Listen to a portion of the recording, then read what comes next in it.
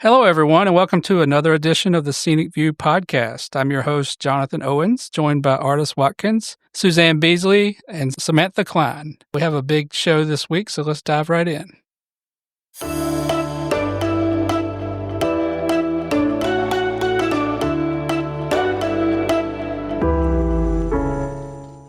Our awkward silence is over, and we're back. So this is a special episode. We are going to be honoring Veterans Day this week, which will be on Tuesday, November 11th. So this episode will come out on Friday before, and then there's Veterans a lot of Day. events that weekend going into. But we have a very special guest. We're very excited to have her in our presence. She stole the show at our convention in September. Everyone was very excited by her speech about military and veteran issues, and we immediately ambushed her and begged her to be on our podcast. I think it was a bit of a clamor after convention. I got off the stage and someone, there I was. now I know it's Suzanne, but was like, "Can you be on our podcast?" Like, who are you? Whose podcast? Yeah, because the whole place was like, "Oh my goodness!" Let me introduce her first. Oh, whoops, we haven't even gotten who she is. See, we're starstruck. The voice you just heard was Secretary Jocelyn Mitnaul Mallette of the North Carolina Department of Military and Veteran Affairs. Thank you for joining us and giving us some time. Thank you for having me. Now you can finish your thought, Artie. Well, I was struck because we have a lot of speakers come to our convention, and we're very thankful to everybody who comes. And then we have a ton of scenic speakers. And there's some really, really good speakers in the bunch. But you and one of our members, our membership chair, Jamie Robbins, y'all were the two that everybody was the most struck with. And everybody afterwards said, hey, the secretary needs to run for president. Yeah. They were really just very struck by your remarks, and I don't think I've seen that happen in years at the convention. And Jamie has a military background. He does. So maybe there it's a must be military. something about the there you military. go. 'Cause Yeah. Jamie was also, he's never stood up and spoken, to my knowledge, at convention. Anyway, I know he's a listener. Hey, Jamie. Thank you. He's our one listener. So we did have several members come up, and they were very excited about your speech. And you talked a lot about your backstory in the speech. Can you give us a little taste of it here on the podcast of your backstory growing up? And Sure, yeah. Well, thank you all so much for having me again, and thank you for those kind words. I really enjoyed being at the conventions. My first one, obviously, because I've been the secretary for all of 9 months, but it was fun to be there. A lot of energy and excitement in the room. So my background, I am a military brat. I'm a third-generation veteran. My grandfather served in the Army, enlisted for 26 years, and retired as a first sergeant. My dad was an officer in the Air Force for 30 years, and then I served for 10 years on active duty in the Air Force after graduating from the Air Force Academy, thanks to a nomination from North Carolina Congresswoman Eva Clayton. So I am a third-generation veteran, but also come from a family that has a combined service history of 198 years. wow. And so that's amazing. why I know, right? And we didn't know that was a number until I got this job, because I was doing an interview for a magazine. It was about generational service. So I called my dad and was like, hey, can you call your brothers and these cousins? And we added it all up, and it was 198. So very proud of that. Extraordinary. But because of that, that's why I said yes to this job. I don't think I said this at the convention, but I did not apply for this job. I was called and asked by the Stein transition team to interview for it. And I did not say yes right away. But obviously, I ultimately said yes because of the mission. So after I graduated from the Air Force Academy, I served a 1-year special duty assignment as an admissions advisor, telling young people about opportunities at the Air Force Academy. And then after that, I had taken Arabic while I was in school, and that helped me get a slot as an intelligence officer. So for the next couple of years, I was researching threats in foreign countries and briefing our pilots before they flew into war zones. And then I cross-trained into the JAG Corps through what's called the Funded Legal Education Program. I went to law school at Carolina, UNC Chapel Hill, and then joined the JAG Corps. And so I was a prosecutor in the JAG Corps for 2 years. And then, huge plot twist, I was diagnosed with a sleep disorder. I have narcolepsy, and so I was medically retired. Wow. I know. Wow. People are like, Jocelyn, how do you have so much energy, but also a sleep disorder? Exactly. And I'm like, it's just my excitement, the adrenaline. I love my job. So then after I got out of the military, I clerked on the state Supreme Court for the Honorable Barbara Jackson, and then went to work at an international law firm. So I was at McGuire Woods for 6 years, made partner, and then realized just how tired I actually was. Not because I have a whole sleep disorder, but also I got married by then, had 2 small children. They are 6 and 4 now. And so I quit my job at the law firm, didn't have another job in hand. One of my clients was like super surprised. And I remember him calling me and saying like, oh, so are you going in-house?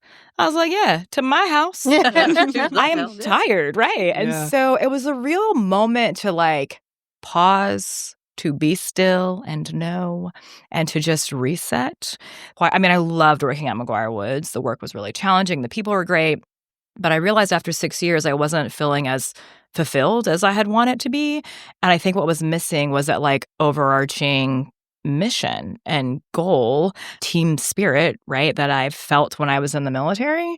And so some of the habits that I instilled into my daily schedule while I was on sabbatical to just like keep myself healthy, mentally, physically, spiritually, and emotionally, that I've carried through into this job are like the reason why I'm sane in this current job. But it also gave me that space to be able to say yes to Governor Stein's team when they called and asked me to interview. So that's the backstory. Wow. So let's back up just a little bit briefly. Why did you choose the Air Force Academy? Ooh.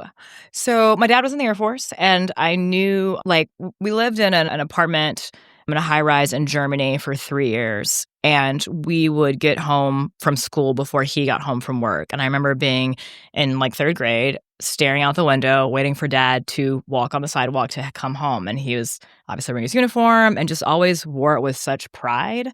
And I was like, I want to be really proud of whatever I'm doing. So I knew that I wanted to join the military.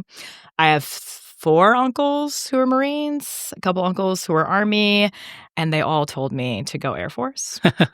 So I listened. But it was really, I only applied to 3 schools when I was in high school. I applied to the Air Force Academy, Duke, and Carolina. Got into all 3, but got partial ROTC scholarships to Carolina and Duke.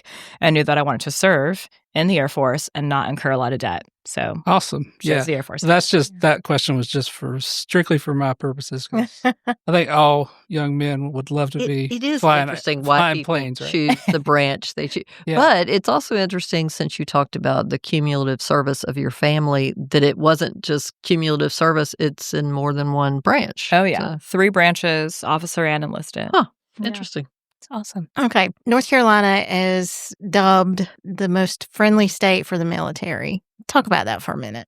Why? So I don't know if I talked about this at the convention. Probably not. Because when I saw this question, I was like, So the governor gave each of his cabinet secretaries 15 minutes to deep dive our respective agencies during our first 2 months of cabinet meetings.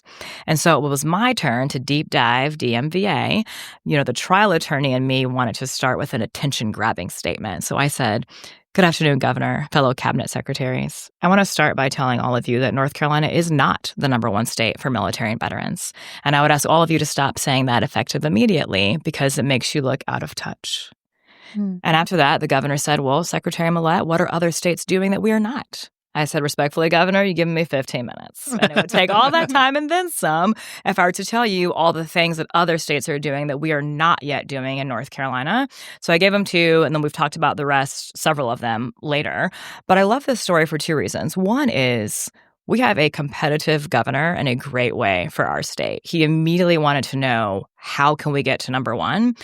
But he's also a governor, and the second reason why I love this story is he's a governor who's not going to carelessly spout statistics and say that we're #1 when his cabinet secretary says we're not. And so he has in fact stopped saying North Carolina is the #1 state for military and veterans. He now says we're a great state, and we are, but we are not yet #1.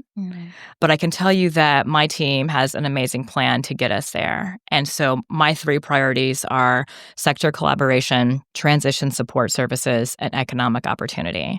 And I think if we really are able to carry out those 3 things, we truly will be the #1 state for military and veterans. That's a great answer. I Who's think military unfriendly? You know what I mean? Like, exactly. Yeah, what that's what I was trying to state get to. Like, that needs national protection would ever be unfriendly to the military?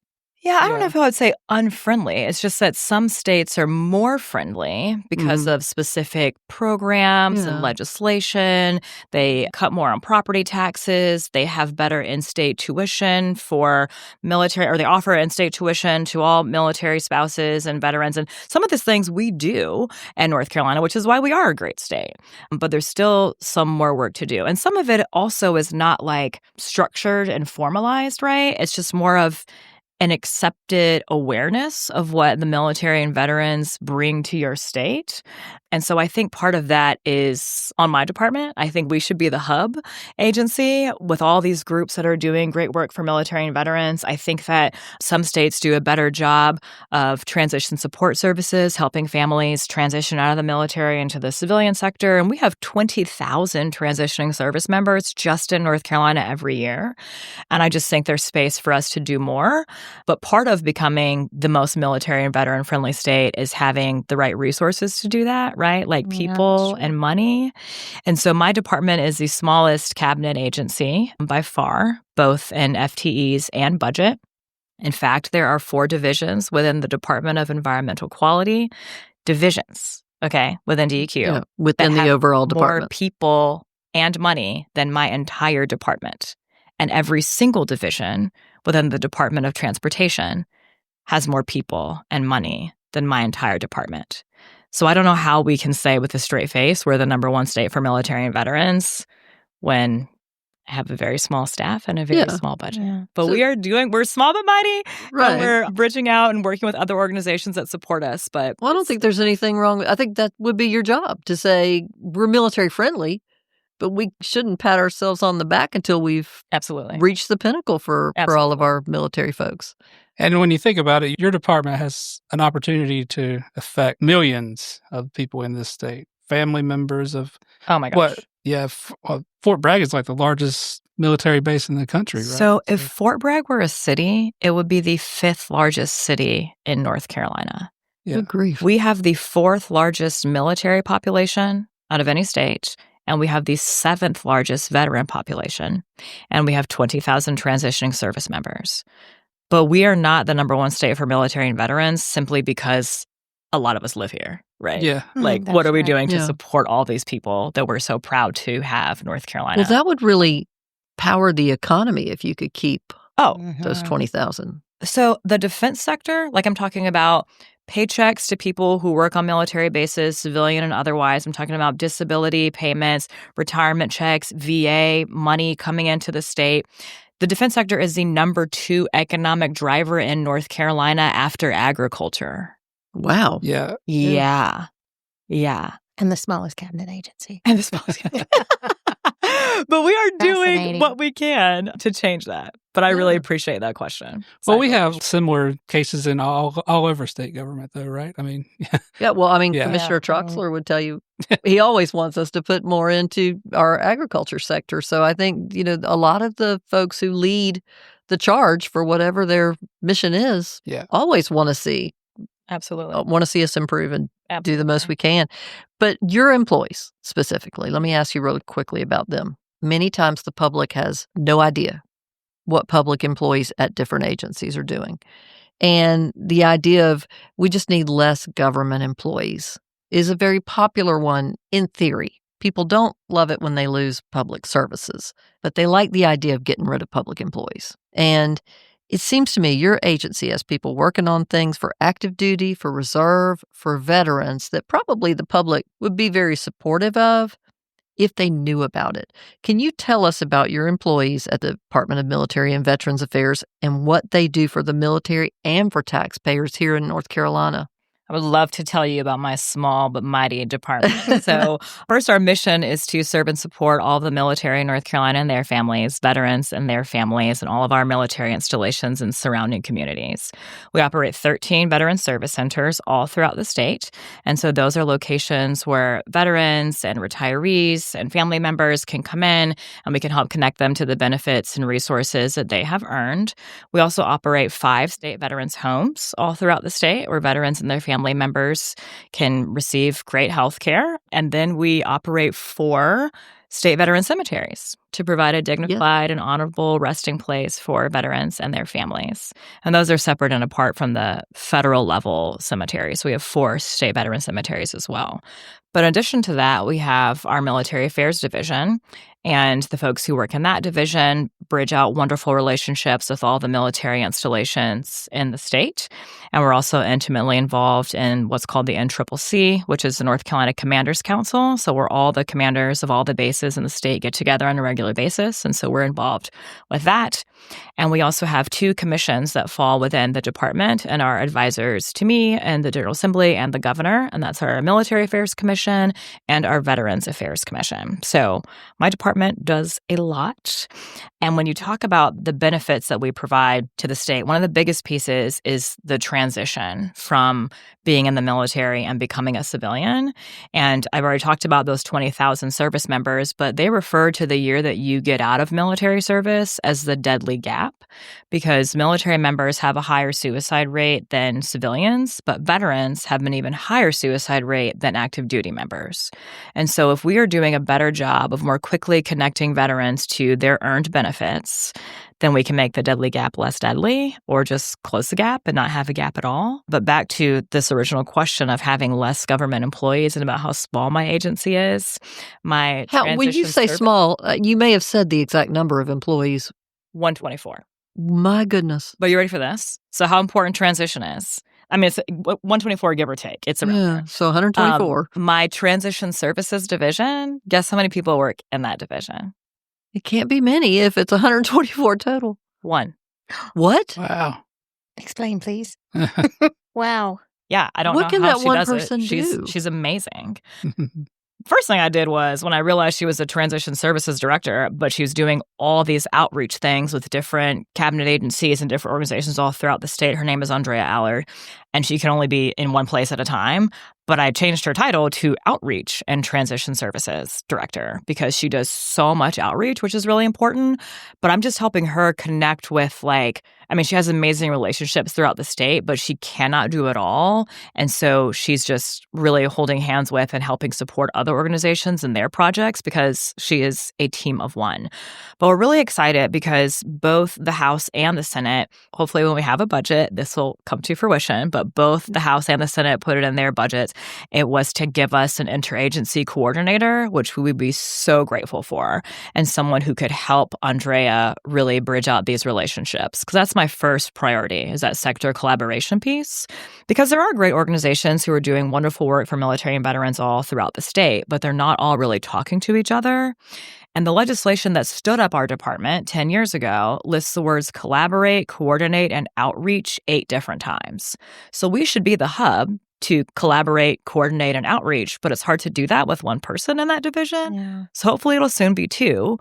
But that sector collaboration piece is so important, and it's my number 1 priority because I've learned that no single organization can meet the complex needs of a military and veteran family, but that when universities share insights and government aligns policy and nonprofits deliver services and businesses open doors, that's when you really create a support system that's greater and stronger than the sum of its parts. So that's why sector collaboration is super important to me. Wow, I'm still processing 124. Yeah. Well, state government has a veterans preference. It has for decades, and that's in their hiring and all their employment practices. Mm-hmm. Do you think that this link between our veterans and government jobs is one that's important? I do, absolutely. And I would take it a step further and say not just veterans and government jobs. I would say spouses of veterans and military spouses in government jobs.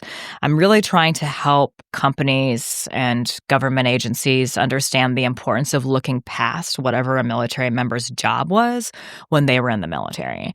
And this speaks to my 3rd priority of economic opportunity, because a big piece of that is workforce development.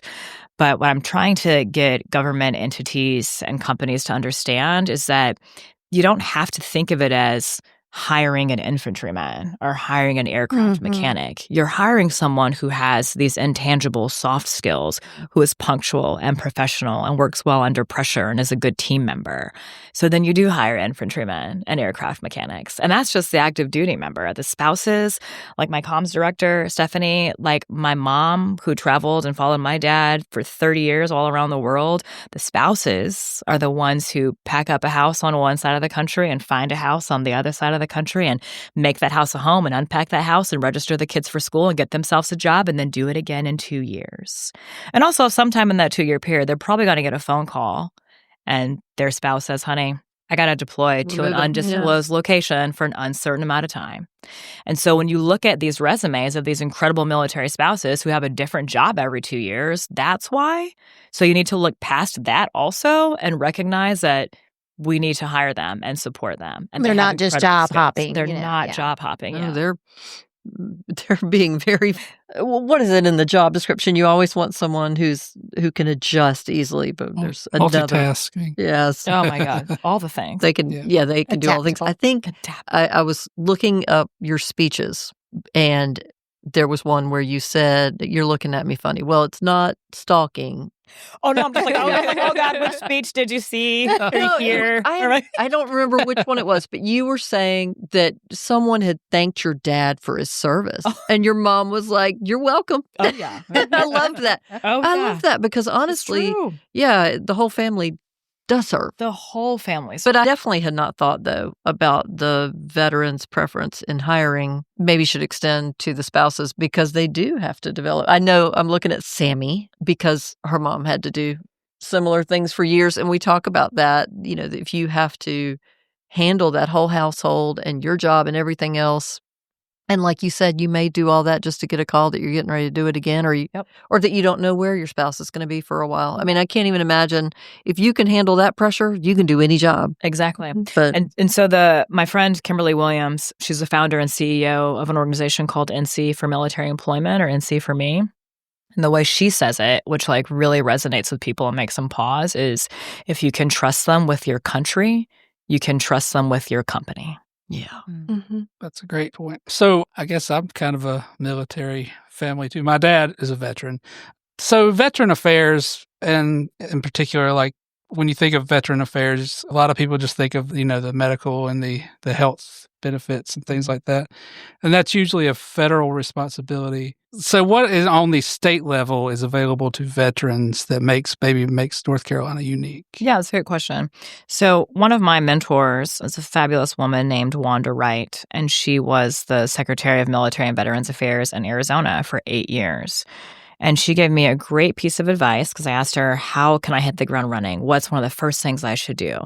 She told me to go visit all of my field offices, which I've been to all 22 of them, all the homes, all the cemeteries, and all the veteran service centers. But she also said, introduce yourself to all the executive directors of every VA medical center in your state. She said, you should disregard the notion if people are telling you, oh, they're federal and we're state and they do their thing and you do your thing. Because she was like, that's silly. We're serving the same population. And so I did that also. And I can pick up the phone and call any executive director of any VA medical center in our state. And in fact, I probably do that, Stephanie, once a week? And it's been so, so helpful. So even though the 60 veteran service officers that are in my department and the 200 plus county veteran service officers who are amazing, and we train them and work closely with them. So we are the ones who are like submitting the claims. We're not the ones who are making determinations. That's the federal level, but we work so closely with them. In fact, my state service office, which is run by a Marine named Lee Abersold.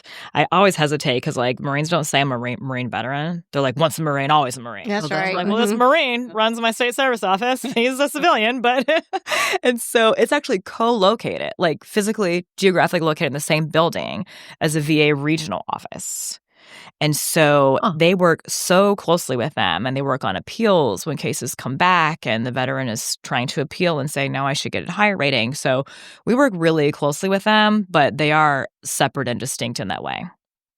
It's funny. You talk about the Marines. We have so many Marines in Scenic. Yeah. It is bizarre. Okay, are you ready for this statistic about Marines? I found this fascinating. But my dear friend, General Ralph Rizzo, who's a commander of Marine Corps Installations East, Mickey East, and so he's at Lejeune, he told me that 1/3 of the entire United States Marine Corps is stationed in North Carolina at any given time. Well, that Wow. might make a lot of sense as to why we have a Yeah. They're everywhere. ton of scenic members who are Marine. I mean, we have them from all over. We have a tremendous number of veterans in scenic, period, because state public work Yes. tends to attract folks who've done public So- service. So Yeah. Is that just at Camp Lejeune, or are there other? So it's 2 Marine Corps air stations, New River and Cherry Point. Yeah, that's right. Okay. Mhm. Yeah. So you mentioned the county offices, Yeah. and I did want to ask you: is that a county level employee, or is that a state employee? They're county level employees, but we work closely with them. We train all of them. We do continuing education together with them. Uh-huh. And again, back to that first priority of sector collaboration, I've asked my director of veteran services, like the person at my department who's over all of our VSOs, to meet on a monthly basis with the president of the North Carolina Association of County Veteran Service Officers, so they can make sure we're in close collaboration with each other, sharing best practices, sharing challenges. Maybe they worked through something previously that we're facing now, and they've been doing that, and it's been really, really wonderful. So they are county employees. Yeah. So for my father, I've worked with the one in my county, and that was a great. They did a great thing. So I was just Good. wondering if, but now the state veterans home, is that through your? It is, Oh, yeah. okay. The 5 state veterans homes are through Yeah. my department.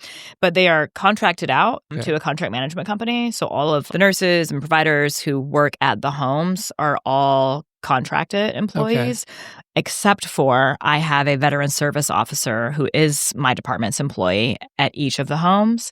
And then I have 2 people in my department who run the home statewide. I have a state veterans homes administrative director named Jeff Calloway and a state veterans homes operations director named Kat Banks. Seems like that's going to be in huge demand in years to come because of the aging of veteran or Oh, yeah. population in general, right? So Absolutely. that's probably going to need a lot more investment. It down the does, road. yeah. And so we're actually on a list right now to see if we can get funding to build a new state veterans home Yeah. in Wake County. Yeah. Oh, wow. and that funding is purely state funding, or is it No. a mixture of state, It's federal? a mixture of federal and state, 65-35. Yep. Okay. That's just my aside, but I thought that was an interesting Well, tangent. okay, so wait a minute. So since part of the funding, and probably a lot you do, is federal, is the shutdown affecting anything in the department? It is. So the biggest impacts are things and processes that are administratively slowing down on the federal VA side. The only direct impact is that state service office that I was talking about that's geographically located with a VA regional office, because that office is closed right now. There are some things that are staying open, not impacted at all. Like veterans should still be going to their hospitals, still going to their appointments. But one of the things that has stopped is the regional benefits offices are closed. So that means we had to move our employees out of that building and to give them the equipment that they needed to either work remotely or at one of our neighboring offices, which is in the Clements, North Carolina office. Okay, That's and the we are direct impact. recording this, by the way, more than a week early from when it will air. So hopefully there will be no shutdown by the time. Hopefully it's over. Yeah, but just in case. Yeah. So I don't want to be redundant with questions that you've already answered and are exciting. The collaborations that are happening, the outreach efforts, transitioning, trying to close that gap that you were talking about earlier. What's the most exciting thing you've got coming up? Well, this is not DMVA. redundant because I haven't talked about this yet, Okay. Suzanne, so thank you. So my department is standing up a roadshow in collaboration with the Department of Commerce and NC for Me and the North Carolina Chamber. Who else? NC Biotech, SAS. There are a couple of several organizations who are helping. But we are super excited about this. And this all started because a veteran named Dustin Heffel asked me a question at a panel I was speaking at Canaan Flagler. And he said, Madam Secretary, how can we dispel the notion that hiring a veteran is a liability or a risk, that we're not all like broken? And I answered the question with an idea, which made my staff in the back of the room cringe. But I was like, it just came to my head. And I was like, we just need to tell our story. And we need to take this show on the road and tell people all across the state how great veterans are. And so that's what we're doing. We're stopping in 6 different cities throughout the state. And it's really cool because one of our partners is the UNC system. Oh. And so the UNC system is going to actually host every single one of them because there's a UNC system school in every city we're stopping in. And so the target audience will be CEOs, HR leaders, hiring managers at companies. And we're going to assess and see where your company or organization is right now in terms of recruiting, hiring, and retaining veterans and their spouses and military spouses. We're going to have a panel and we're going to have people share stories so you can really understand why this is so important. We're also going to have an interactive piece that's a workshop to talk through a resume and to help people see like, oh, this person got a new job every 2 years. That doesn't mean they're job hopping. Here's what they were probably going through. So like an interactive piece. And then at the end, there's a call to action by the governor. He's going to try to come in person to as many of them as he can, but he's already recorded a video with a call to action at the end. Because what I don't want is for people to like feel good about trying to help military and veterans during the day and then just like go back to business as usual. No, what are you actually going to do when you go back? And we're also going to help amplify the currently existing U.S. Department of Labor's Hire Vets Medallion program, where a company has very strict and structured metrics to meet to say, and they can put this like medallion and their signature block or their email addresses or like on the business to say we're a place that is intentional about recruiting, hiring, and retaining military and veteran connected employees. So that is the most exciting thing that's happening at DMVA. That's huge. That's pretty exciting. Yeah, and kind of goes into one of my questions would have been, what can the public do to help your department, to help veterans in any capacity? Yeah. What can we do? Because people you're really are spreading the appreciative, word. They are. Yeah. Well, I think, the idea that people say thank you for your service in November is really welcomed, but it means even more if there's action behind those words of gratitude. And my first thought, as my team and I were talking through these questions when they asked, is there anything members of the public can do to help with Veterans Day events and to support our military and veterans during the year? And my comms director goes, hire them. Hire them. That's what you can do to help. I was like, that's what I'm saying. And it's That's true. Exactly like a comms director, just to cut to the... And it's true. Yeah. And I think it's also nice for people to be intentional about utilizing veteran-owned businesses. Mm-hmm. And so, for example, I needed to get my house power washed. And I Googled veteran-owned power washing companies. And there's so many of them, one owned by a Marine. And so I was Googling that. But I try to be very intentional about utilizing veteran-owned businesses. And that's another thing that's easy, I think, that the public can do to support. Yeah. Oh, awesome. Good one. Okay, so I have a beef. I'm old enough to remember when it felt like everything closed down on Veterans Day. And now it's just not like that. So as a veteran, does that matter to you at all? Or is that just something that me as a civilian thinks would be important, but nobody's really about it? I tell you what, this is my busiest Veterans Day weekend ever. Mm-hmm. As the secretary of DMVA, we actually looked it up in preparation for this, but my team is going to 25 events in 15 different cities to celebrate and observe Veterans Day. So we're going to be working. I don't know what other people are doing. Well, that's a little different. That's kind of honoring the day.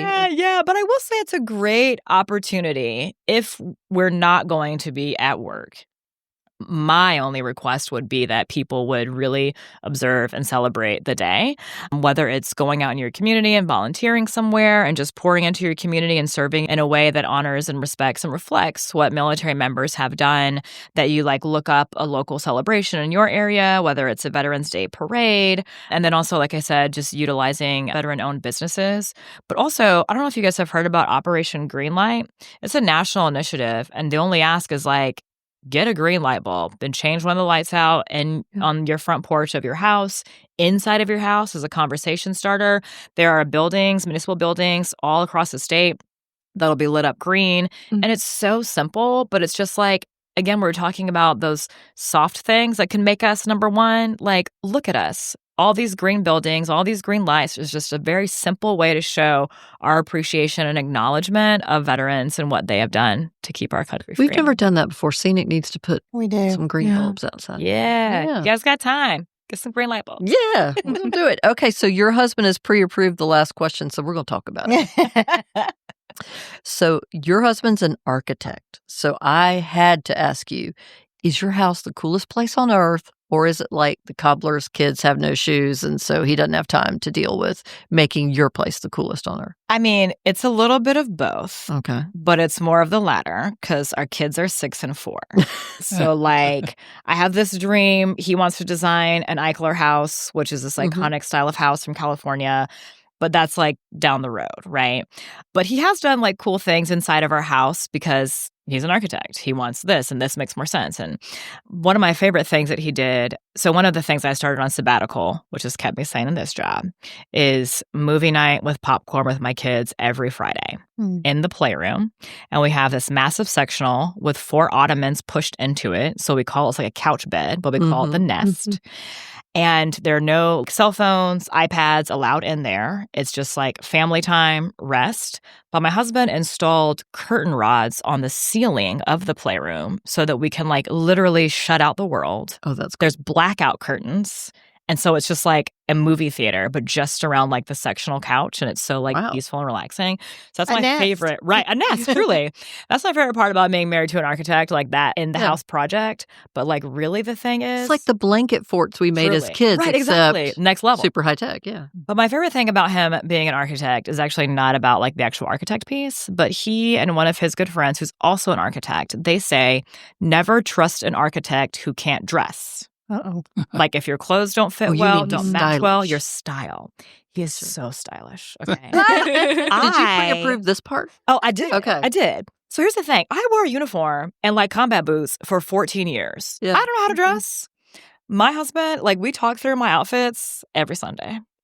Oh, that's And so we'll go to like galas and events and they'll be like, oh, Jocelyn and Harold. Oh, Harold, you look nice. You cleaned up well. Good job, Jocelyn. And we just giggle because I'm like, no, good job, Harold. Like, he did a good job helping me match these shoes to this dress. Is he military? No. that's why. How did you meet? So our sisters are best friends. Oh, okay. They were college roommates, his older sister and my older sister. And so they introduced us. Oh, okay. Yeah. Awesome. But it was not love at first sight. It like took a minute because he's younger than me. Like what? And his dad's name is Harold. Oh, And his name is Harold. So they used to call him Baby Harold. Oh. That is not cute. I'm an artist. It's hilarious. But Baby Harold. So he's younger than you, so he had his eye on you for a long time. I mean, I guess. I was busy. I was going to law school. I was doing my own thing. But then he went to architecture school. And I was like, hello, you're not a baby anymore? Yeah. What? You got a job. I love it. Awesome for you. So glad you could come join us today. And do you have anything else you want to talk about? Or I don't. I think I worked in everything that I wanted to say. And awesome. I'm really grateful for this opportunity and for Scenic. So thank you guys for having me. Well, we're going to put you on the spot right now because every week we ask a weird, wacky question. Uh-oh. And so you want to play my theme song? I had a theme song. Oh, okay. She made it for me. John's wacky weird question of the week. A special treat for you whenever you. Okay. Whenever. Such a special treat. It's so AI. It's like it is AI. It's made it, yeah. But anyway, so our question this week is, what is your favorite military movie? And I can come back to you. Who wants to go first? I'll go. Okay. I love Hacksaw Ridge. That's one of my favorites. Now, is that a new movie or an older movie? It's not Like 10 old. or something. Okay. Yeah, but I like the ones that are based on a true story, and that one is, and it's just a beautiful movie and a beautiful story. So that's my favorite. But is that the movie you were supposed to say? We're not going to talk about that. We're not My gonna talk- favorite has relevance to Sammy's life. Okay. That's 12 horses. 12 strong. 12 strong. 12 strong. It's more than, well, they had 12 horses. They did. And 12 strong. Such a cool movie. Never. I've not seen that. that is about the horse soldiers who were sent to Afghanistan after 9/11. The ones who were special forces, first groups that were sent over there. And my dad was one of those people. Wow. It is the coolest movie. Yeah. But it was really cool to learn that your dad. Yeah, and Chris Helmsworth was her dad. He was Wait, But- what's it called again? I want to. 12 12 strong. I always call it 12 horses. And what was yours, Sammy? Mine's Hacksaw Ridge. Yeah. You have one? So Sam's dad is kind of a folk hero on our podcast, like a superhero. I call him Top Gun. He looks so cool. He just looks the part. See, I had one the whole time. I was like thinking of Save It Private Ryan because that's everybody's favorite, right? Is that yours? But then you just said Top Gun, and maybe it's Top Gun. Oh. Yeah, I think it's Top Gun because as a preteen and teen, I love airplanes and jets and fighter jets. So yeah, Makes sense. it's not really a military movie, huh? I mean, it is. Okay, I'll take Top Gun then. Suzanne, you have one? I do. Well, okay, so the cheesy one is Pearl Harbor because Ben Affleck. But 6888, the 6888. Oh. And that's based on a true story. Were they a battalion? I'm not sure what the proper language is, but they handled the mail that was a wreck. So not only were families not getting mail, but they sent them to Germany, maybe. Anyway, they had some beat up, rundown building. They didn't have heat. They didn't have good food. They lost a lot of women. They were all Black women, but all women in this battalion. So really inspiring, but heck of a story. A heck of a story. Yeah. Y'all should definitely watch that. I'm sure it's still on Netflix. I think but what's it is. really cool is there are a couple of the members, like the original members of the 6888 who are from North Carolina. And one of them is Millie Veazey, and she used to go to my church. Wow. And she was a member of the American Legion Post that I'm a member of, 157, and she's buried at the Raleigh National Cemetery. It's very cool. Oh, wow. Very cool. So I have to roll by there occasionally. Okay, 6888, y'all. Because, So I think, Suzanne, that might. Yeah, 'cause that's that a good one. I know. That might be my favorite. So before this Stole year, it. before 6888, it was A Few Good Men because I was a jag. Oh yeah, that's a good one. See, But now I think it might be 6888. But also, I don't watch. I watch more children's movies than anything else because of the Friday nest tradition. But I have a really hard time sitting still long enough to watch a movie. But yeah, I do too. Yeah. Artist, you didn't say one. Did you? Did 12 Strong, which I that's call right. 12 Horses. Okay, I'm sorry. I've added some to my watch list. So thank you. I just called out my boss for no reason. Junior, Sorry about that. Our pack chair, Junior Hewlin, is the one that first told me, you got to watch 12 Strong.